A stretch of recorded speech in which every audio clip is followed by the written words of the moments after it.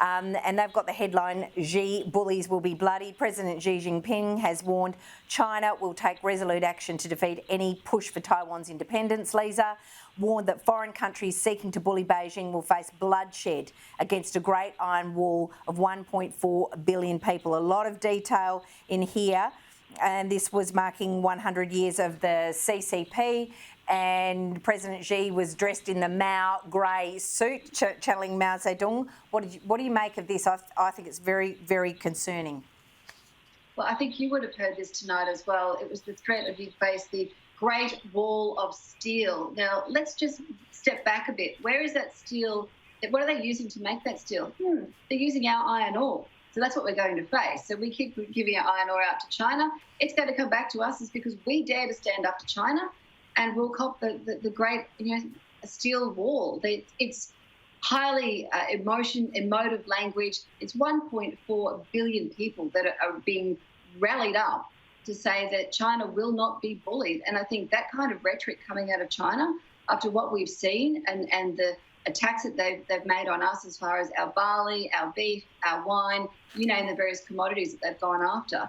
It's been one sort of round of abusive and attack language from China after the other, and it's been going on for months. And now this, I think it's frightening. And we can listen to some of the experts on Chinese politics and on the Communist Party itself. It certainly makes you stop and think about our security and what are we investing as far as our defence and security sovereignty goes, because they've got the keys to Darwin. That's terrifying. You've got what's happening in the South China Sea. They're not backing down, and they refuse to be bullied, and they particularly named America and its allies. Well, we're one of the allies. Yeah, Tony, in this, and Tony, you and I come from a state, we're in a state where, our Premier talks with quite a bit of fondness about China, to be very honest. The Australian Strategic Policy Institute is talking about the blood and bayonets language, saying the heightened chance of conflict in the region. A lot of ties between China and Western Australia. Tony, how are you reading this? Look, there's two angles here, obviously. One is, being the 100th anniversary, being the president, he's obviously using language that the people there want to hear. He's talking to his audience. He's trying to show that he is the leader on the world stage. So from that perspective, it doesn't surprise me that he's using that language in that speech. But the perspective there we need to look at is what does that actually mean in terms of actions rather than words. And we need to make sure that we understand what actions that there are going forward.